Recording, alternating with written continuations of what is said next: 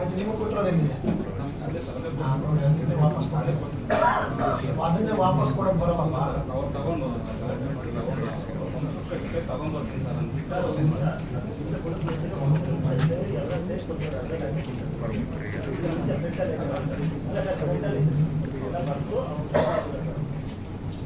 ಎಲ್ಲಿದೆ ಇದು ಮರಣ ಸಮರ್ಥನಾ ಪತ್ರ? ಎಲ್ಲಿದೆ ಇದ್ರ ಜೊತೆಗೆ?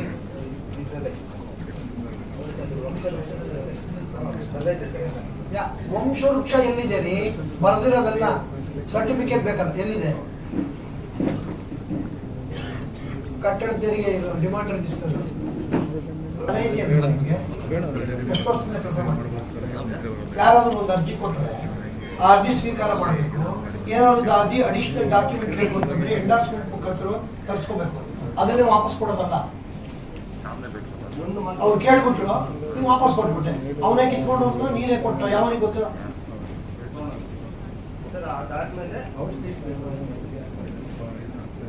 ಹೌಸ್ ಲಿಸ್ಟ್ ಕೊಟ್ಟಿದ್ದೀನಿ. House list number 2 ನಪ್ಪನಿ ಕೇಳಿರೋದು 357 375. ಅದಕ್ಕೆ ಪಾವತಿ ಖಾತೆ ಮಾಡಬೇಕು ಅಂತ ಕೇಳಿದ್ದೀನಿ. ಅದು ಹೌಸ್ ಲಿಸ್ಟ್ ಕಾಪಿ ಕೊಡ್ರಿ ಇದ್ರೆ.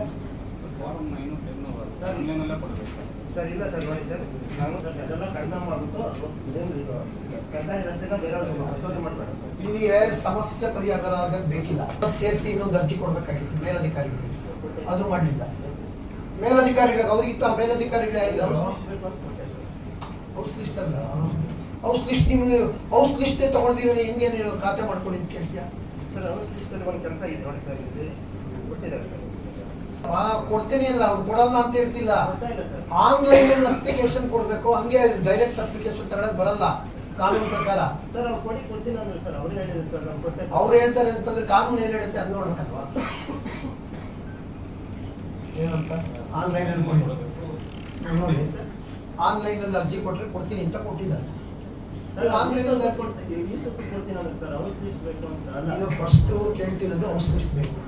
ಹೌಸ್ ಲಿಸ್ಟ್ ನಿಮ್ಮ ತಾಯಿ ಹೆಸರಲ್ಲ ಯಾರ ಹೆಸರಲ್ಲ ಇದ್ರೆ ಪೌತಿ ವಾರಿಸಿದ ಮೇಲೆ ಆ ಹೌಸ್ ಲಿಸ್ಟ್ ಆಧಾರದ ಮೇಲೆ ಪೌತಿ ವಾರಿಸಿದ ಮೇಲೆ ನಮ್ಮ ಖಾತೆ ಮಾಡ್ಕೊಳ್ಳಿ ಅಂತ ಅರ್ಜಿ ಕೊಡ್ಬೇಕು.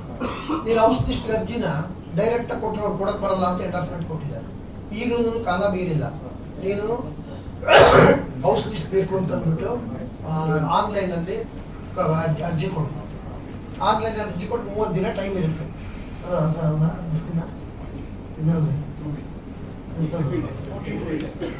15 ದಿನ ಟೈಮ್ ಕೊಡುತ್ತೆ. 15 ದಿವಸದೊಳಗೆ ಹೌಸ್ ಲಿಸ್ಟ್ ಕಾಪಿ ಕೊಡ್ತಾರೆ. ಏನು ಕಿತಾಪತಿ ಮಾಡ್ತಿರ್ಲಿ.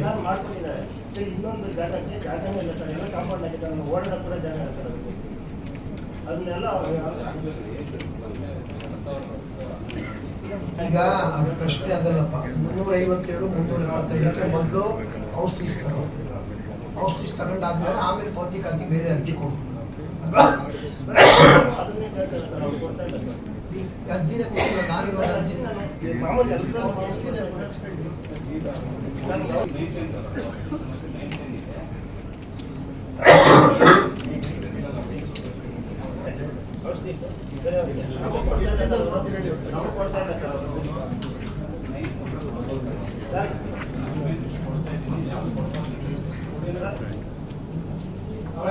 ನಾವೇ ಕಾನೂನು ಪ್ರಕಾರ ಪುಣೆ ಅಂತಂದು ಕೊಟ್ಬಿಡ್ತೀಯ.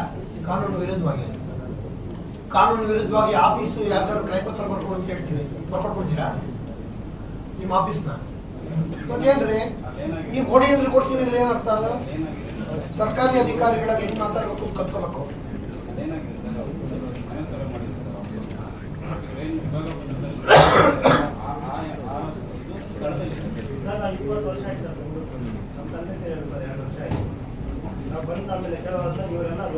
ಆ ಸ್ಥಳದಲ್ಲಿ ಏನಿದೆ ಹೇಗೆಂದ್ರೆ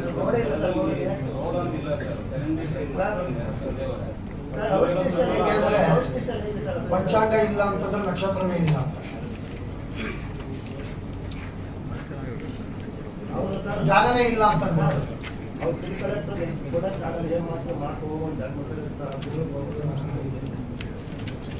ನೋಡಿ ಸರ್, ಇದು ನಿಮ್ಗೆ ಹಾಕ್ತಿದ್ರು ಸ್ವಲ್ಪ ಸೀರಿಯಸ್ನೆಸ್ ಇದೆ. ಅವ್ರು ಏನೋ ಮಿಸ್ಟೇಕ್ ಮಾಡಿದ್ರೆ ಯು ಟೇಕ್ ಸೀರಿಯಸ್ ಆಕ್ಷನ್.